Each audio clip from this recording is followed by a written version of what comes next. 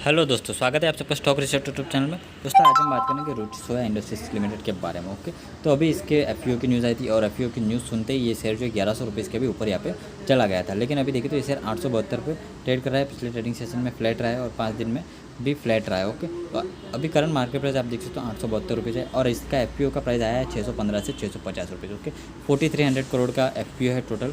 Okay, 4300 crore का FPO है, जिसमें से 1290 करोड़ ऑलरेडी एंकर इन्वेस्टर के द्वारा पे कर दिए गए। ओके, और उनको शेयर भी अलॉटमेंट हो चुके हैं 650 रुपये के रेट से। ओके, तो आपको इस अलॉटमेंट में अप्लाई करना है कि नहीं, उसके बारे में आज हम बात करेंगे। तो इस वीडियो को लास्ट तक जरूर देखना, क्योंकि रुचि सोया का पूरा डिटेल एनालिसिस हम करेंगे। उसके बाद हम डिसाइड करेंगे एफपीओ में इन्वेस्टमेंट करना भी है या नहीं और क्यों करना है, एंड कंपनीज एफपीओ क्यों लाती है उसके बारे में भी आज हम बात करेंगे। तो जो भी नए लोग हैं प्लीज़ चैनल को सब्सक्राइब कर दीजिए, और भी किसी शेयर के बारे में जानना चाहता है प्लीज़ चैनल के नीचे कमेंट कीजिए। और शेयर मार्केट के रिलेटेड सारी लेटेस्ट न्यूज़ हम टेलीग्राम में तुरंत पोस्ट कर देते हैं, आपको कहीं जाने की जरूरत नहीं पड़ेगी। सारी लेटेस्ट न्यूज़ के लिए टेलीग्राम चैनल को फॉलो कर लीजिए, डिस्क्रिप्शन में लिंक है। और साथ ही वहाँ पे मैं कुछ फ्री ट्रेड्स भी देता हूँ, जिससे आप अच्छा खासा पैसा कमा सकते हो। ऑप्शन ट्रेडिंग एंड लर्निंग भी आपको वहीं पे मिलेगी, तो टेलीग्राम चैनल ज्वाइन करना बिल्कुल भी मत भूलना। तो दोस्तों अभी जो है पतंजलि के पास रुचि सोया का 98.99% हिस्सेदारी। ओके, एंड सेबी की गाइडलाइन के हिसाब से कोई भी प्रोमोटर 75% से ज़्यादा की हिस्सेदारी यहाँ पे कंपनी में नहीं रख सकता। 25% पब्लिक की हिस्सेदारी यहाँ पे कंपनी में होनी चाहिए। ओके, तो एफपीओ के बाद भी 81% प्रोमोटर के पास ही रहेगा। ओके, तो अभी जो एफपीओ आ रहा है उसमें लगभग 18 से 19% जो है यहाँ पे शेयर जो है बेच दिए जा रहे हैं एफपीओ के जरिए। ओके, 4300 करोड़ का एफपीओ है, तो उसके बाद भी 81% यहाँ पे रहेंगे और हो सकता है आने वाले साल में ये एक बार और फिर से एफपीओ ला सकते हैं बाकी के 6% का। ओके, तो अभी देखें तो एफपीओ का यूज़ जो है कंपनी 3300 करोड़ तो डेप्ट को रिटायर करने में करेगी, यानी कि कंपनी का अगले साल तक पूरा डेप्ट फ्री होने का प्लान है, जो कि एक अच्छी बात है। ओके, कंपनी के ऊपर अभी लगभग 8 से 9 हज़ार करोड़ का डेप्ट है, जिसमें से लगभग 3300 करोड़ का डेप्ट जो है कंपनी पे ऑफ कर देगी, और बाकी का सारा जो है वर्किंग कैपिटल के लिए एंड एक्सपेंशन के लिए कंपनी जो है यूज़ करने वाली है। ओके, और एफपीओ में देखें तो 50% जो है क्यूआईबी के लिए रिजर्व रखा है, रिटेल के लिए 35% यहाँ पे रिजर्व रखा है, और एचएनआई के लिए जो है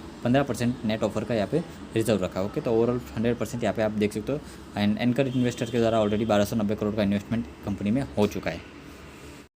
तो दोस्तों फिलहाल शेयर के रिटर्न की बात करें तो 3 महीने में इस शेयर ने सिर्फ 1% की रिटर्न दी है, और 1 महीने में ऑलमोस्ट 10% भाग चुका है। 6 महीने में अभी भी 16% माइनस है, ईयर टू डेट में 2%, एक साल में 33%, 3 साल में देखें तो 12,200% की रिटर्न दी है। जिनको नहीं मालूम तो 2019 में पतंजलि ने इस कंपनी को खरीद लिया था, एंड रुचि सोया की फिर से लिस्टिंग हुई थी 17 रुपीज़ पर शेयर, और उसके बाद 6 महीने में इस शेयर 17 रुपये से 1500 रुपये तक का हाई बना चुका था। एंड अभी देखें तो उसके बाद कंटिन्यूसली गिरावट दिखाई थी, एंड उसके बाद जो है शेयर अपनी ओरिजिनल वैल्यू पे आ गया, फंडामेंटल वैल्यू पे आ गया, एंड 400 से 600 के बीच में हमने बाई करने के लिए भी बोला था। उसके बाद शेयर आप देख सकते हो 2 दिन पहले 1000 रुपये 1100 रुपये का हाई बना चुका है। ओके, तो कंपनीज एफपीओ जो लाती है डिस्काउंटेड प्राइस में इसलिए लाती है क्योंकि अभी शेयर मार्केट प्राइस 1000 रुपीज़ था, एंड कंपनी ने 650 रुपये के ऊपर एफपीओ लाया, यानी कि 35% का डिस्काउंट दे रही है। ओके, कंपनी एफपीओ, ताकि ज़्यादा से ज़्यादा सब्सक्राइब हो एंड फटाफट सब्सक्राइब हो। ओके, तो जब 35% डिस्काउंट मिलेगा तो सारे इन्वेस्टर जो दौड़ के आएंगे, बाकी मार्केट प्राइस के ऊपर ही एफपीओ लाएंगे तो share holder direct market price पे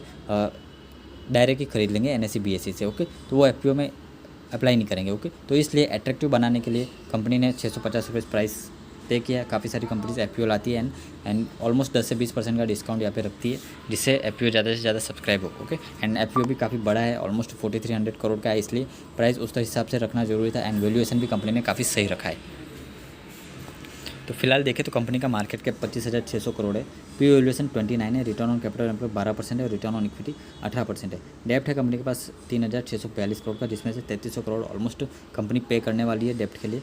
नंबर ऑफ इक्विटी से देखें तो 29.6 है।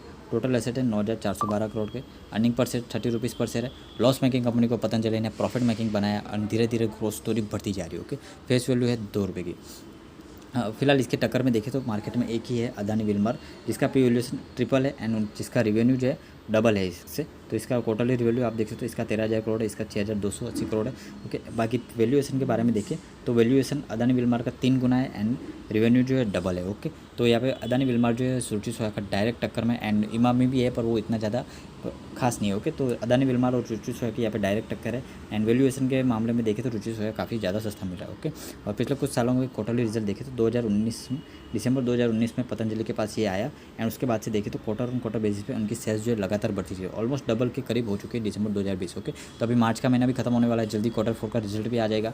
तो आप देख सकते हो नेट प्रॉफिट भी यहाँ पे देखें तो कंपनी को 32 करोड़ 14 करोड़ यहाँ पे लॉस भी हुआ, उसके बाद देखें तो कंटिन्यूसली प्रॉफिट जो है किस तरह से बढ़ रहा है आप देख सकते हो। ओके 12 करोड़ से कंपनी का प्रॉफिट 234 करोड़ हो गया है। क्यों? क्योंकि पतंजलि ने यहाँ पे पहले जितना भी डेप्थ था वो यहाँ पे चुका दिया। पहले आप देखें तो ये जो ऑयल रिफाइनरी का बिजनेस है इसमें 1 से 1.5% का माइनस मुश्किल से होता था। ओके ऑपरेटिंग प्रॉफिट मार्जिन 1 से 1.5% का होता था। एंड उसके बाद कंपनी ने धीरे धीरे इसको बढ़ाया, पतंजलि के पास में आए तब 6%, 8% फिर से। एंड कमोडिटीज़ के प्राइस के हिसाब से ये ऊपर नीचे होता रहता है। तो फिलहाल कमोडिटीज़ की प्राइस की वजह से अब मार्जिन का प्रेशर तो है ही इन सारी कंपनीज़ पे। HUL के ऊपर भी मैंने डिटेल वीडियो बनाया था, वो भी जाके देख सकते हो। ओके बाकी पिछले कुछ सालों में कंपनी की सेल्स देखें तो रुचि सोया का जो है मार्केट जो है काफ़ी बड़ा था। इनका जो ब्रांड का नाम था रुचि सोया, सोयाबीन इनके अंदर रुचि सोया जो है मार्केट लीडर था। ओके एंड ऑयल सेक्टर में रुचि सोया का काफ़ी बड़ा नाम था। एंड ये जो ब्रांड है उस ब्रांड को एक्चुअली पतंजलि ने एक्वायर कर लिया ताकि उनका बिजनेस भी बढ़े। एंड काफ़ी बड़ा रिकॉल ब्रांड है, इसलिए रुचि सोया को कोई भूल नहीं सकता। ओके इनका देखें तो काफ़ी बड़े बड़े लॉसेस इन्होंने 2018 में किए। इनकी नेट सेल्स भी देखे तो ऑलमोस्ट यहाँ पे आप देख सकते हो 28,000 करोड़ थी। फिर लॉस की वजह से नेट सेल्स लगातार कम होती जा रही थी। एंड यहाँ पे फिर 2019 में फिर से पतंजलि ने एक्वायर किया एंड नेट सेल्स अभी धीरे धीरे बढ़ रही है। और टिल दिस मिनट तक देखें तो 22,000 करोड़ तक इनकी नेट सेल्स हो गई। एंड यहाँ पे इतने बड़े बड़े जो लॉसेस हो रहे थे उनको भी धीरे धीरे प्रॉफिट में कन्वर्ट कर दिया यहाँ पे पतंजलि ने, फिर जो कि काफ़ी अच्छी बात है। ओके शेयर होल्डिंग पैटर्न देखें तो 2019 में प्रोमोटर के पास 15% हिस्सेदारी थी, फिर पतंजलि ने 100% एक्वायर कर लिया। एंड अभी देखें तो 99% ऑलमोस्ट पतंजलि के पास है। 1% यहाँ पे जो है ट्रेडिंग के लिए रोज़ एक्सचेंज होते रहते हैं। ओके बाकी मार्केट कैप के बारे में मैंने बता दिया। तो ओवरऑल जो है काफ़ी सस्ते प्राइस पे मिल रहा है, वैल्यूएशन काफ़ी सही रखा है कंपनी ने। तो अगर 1000 रुपये का शेयर आपको 650 में मिल रहा है तो जो लोग लॉन्ग टर्म इन्वेस्टर थे वो लोग यहाँ पे खरीद सकते हैं, क्योंकि 650 का प्राइस जो है काफ़ी वैल्यूएबल है। एंड जब Q4 का रिजल्ट आएगा तो हो सकता है इनका रिजल्ट अच्छा आने वाला हो। एंड ऑलमोस्ट ये शेयर फिर से 1000 रुपये तक जाने का दम तो आराम से रखता है। ओके तो नहीं अगर आप 1 साल भी होल्ड करते हो और 1000 रुपये का प्राइस आ जाता है तो भी आप 35% ऑलमोस्ट FD से 5 गुना ज़्यादा रिटर्न तो आपको इजीली मिल ही जाएगा। 5 से 6 गुना ज़्यादा रिटर्न आपको FD का कंपैरिजन में मिल जाता है। तो जो लोग एक सेफ इन्वेस्टमेंट के लिए ढूंढ रहे हो, एक अच्छे मौके की तलाश में, वो उन लोगों को FPO में इन्वेस्टमेंट यहाँ पे करना चाहिए। ओके चार्ट पे देख लेते हैं कुछ इंपॉर्टेंट।